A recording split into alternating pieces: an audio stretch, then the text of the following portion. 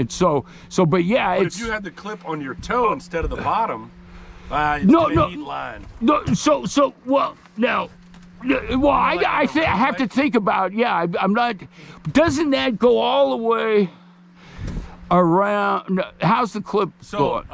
There's the cages that you like slide. That's into, what I'm thinking. No, which would be cool, but well, I think that'd fuck up your walking and waiting. I think you wouldn't could it? have that mounted and you just slide in. You Oh, mount that, but that could pop out that way. I was thinking like yeah, on a but road see, bike or on a mountain bike, there's pedals that you go in. You put them in like tink, tink, like this, and in order to get out of them, there's different allowances, but I think like 15 degrees, it pops out. And if you had it on the toe of your boot and one on the oar, you could clip up into it, and then you'd be resting. Yeah.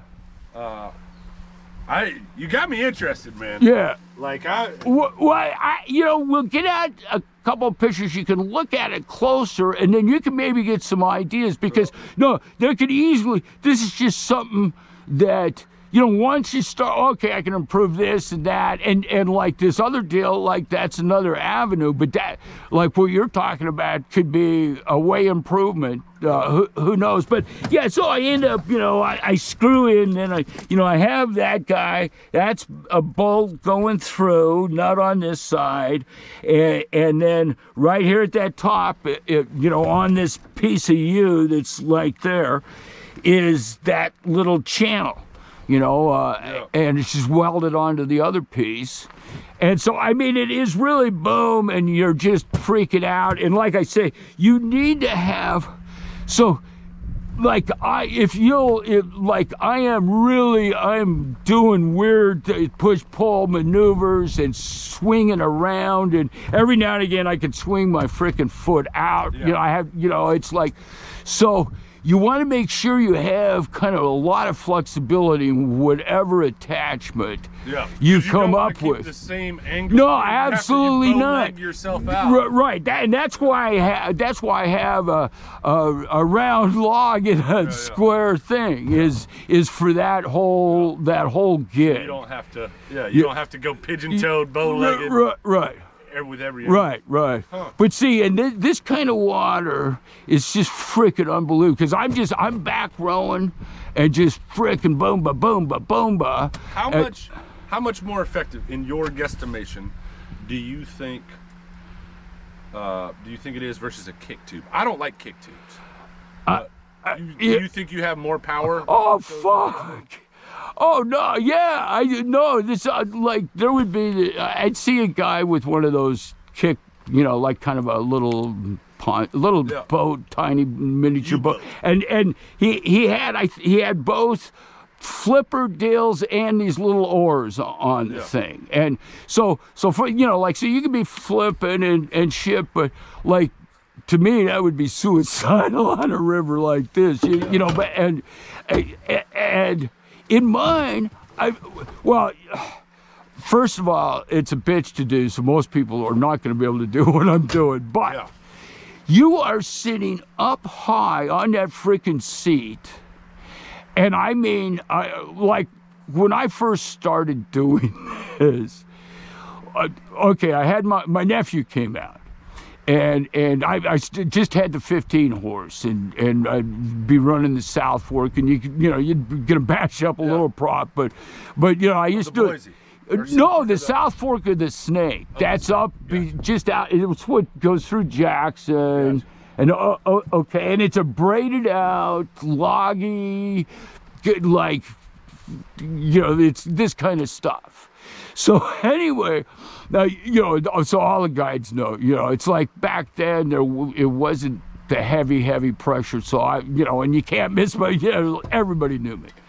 And so it was probably I don't know, maybe he's like throwing me a bone to give me pump me in front of my nephew. I don't know, but he comes up and, and we're shooting the shit, and I'm getting ready to launch, and it's a dirt road, back canyon kind of thing, nobody around, and he gets out and he comes up and we're shooting the shit. He's going, which way are you going? Well, I'm going to go upriver and work down. Good. And he turns to my nephew and said, this guy can run that boat better than my drift boat. And I don't like fishing below him. That's awesome. That's So it is. I mean, I'm telling you, you can. Now, here's the drawback. Your pull stroke is a weak stroke. I mean, you're working these inner thighs. Yeah. But you can't really do it like this. But you're doing this. You're back rowing. Yeah.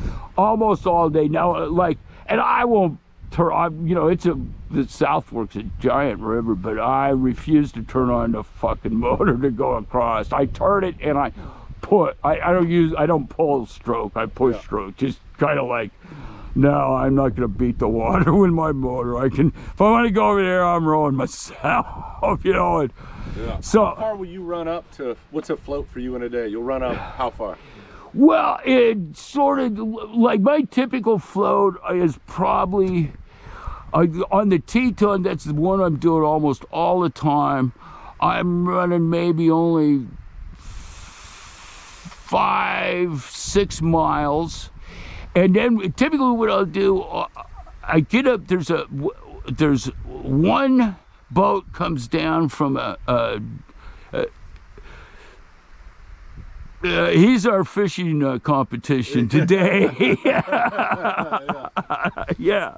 So they put in around 10:30. They got a trespass key from a rancher that's got a dugway that goes down in steep canyon for a pump to run pumps out of the river. Yeah. And so what I'll do, I get up early before like I'm on the river at well before the sun makes the rim of the canyon, so it's a dark run. It's a tough kind of, shallows and tough run to make it. But as long as there's enough water, I'll do it real early, pre being able to see anything, and then I'll make I run three rods, and so I'll float for about an hour and a half down without stopping, and just checking each fly I've got set up and see what, kind of see what's going on. Yeah.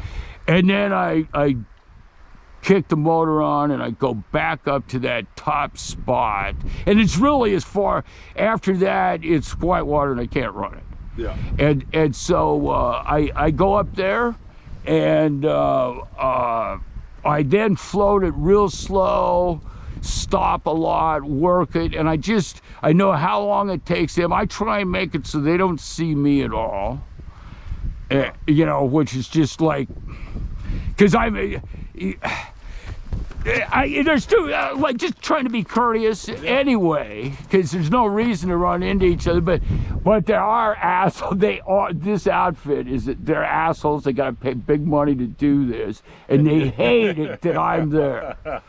And so, yeah, I've had a few of the real ornery ones. Am I gonna have trouble with you today? And kind of shit. So I just make sure, just it's better for everybody. Just stay out of sight, and so then I don't use the motor, period, until I'm back in the little frog lake, and then that's when I kick it on and motor out. But that's sort of the deal. Now on the south of the Snake, it sort of depends on where I'm at and I'm in the water level, because if it's low, like I'm out working the river and not going too far, because I'm spending a lot of time wade fishing it, and not, because you're not, when it's high you can pound the banks and the snags, and when it's low it's like getting the run water, the riffles and whatnot. So the character kind of changes.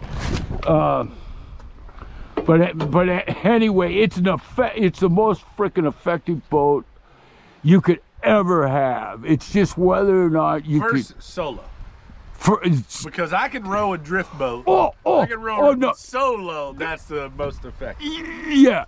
Because before I did this, I had a drift boat. I built a drift boat in the 70s. And Jesus, if I'm by myself and you got the oars under your freaking legs and you try and it's like awful.